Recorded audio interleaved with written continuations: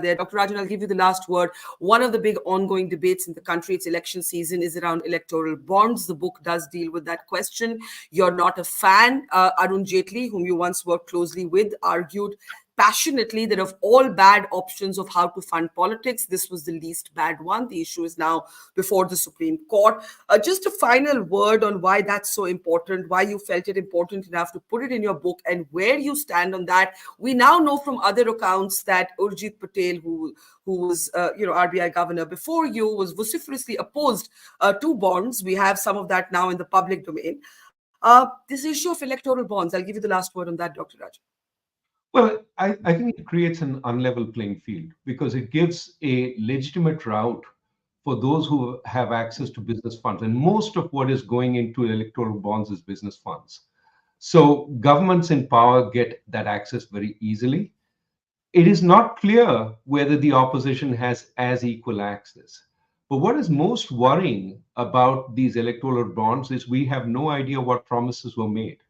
So do the businesses that are putting in the money expect to get a quid pro quo? In a democracy, we should know who's giving money to which party, and then we can monitor the party's policies to see whether it's favoring the people who put the money in. So now we have not only an unequal playing field, we have a non-transparent playing field.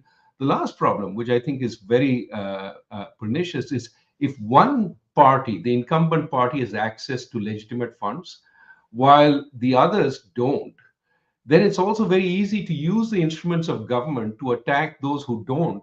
And when they're using black money, etc., to put them, hang them out to dry, saying, "Oh, you are corrupt, you're this, that." But you've essentially narrowed their ability to fight elections by ensuring all the legitimate money goes to incumbents.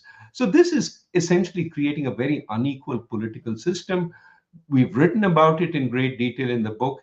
It's important that we look at it because we already have enormous powers for incumbents in this country.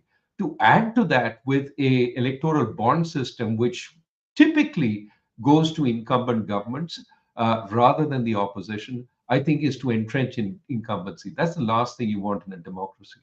And again, Baka, this is independent of who is in power, right? Just as a system, like whoever is in power will have a natural advantage if it's not transparent, if the list is not is public.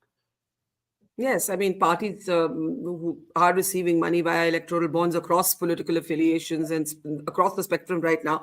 The Supreme Court will have the last word on that. I do have to close now. There's so much more to talk about. This could go on endlessly, but I know we're all on limited time, especially both of you. So thank you, Dr. Rajan and Dr. Lamba. Breaking the Mold, Reimagining India's Economic Future is a very interesting read, even if you're not an economist, and especially if you're not an economist, but you care about India, as all of us do please read the book. It was a pleasure talking to both of you. Thank you and take care. Thank you so much, Bhargav.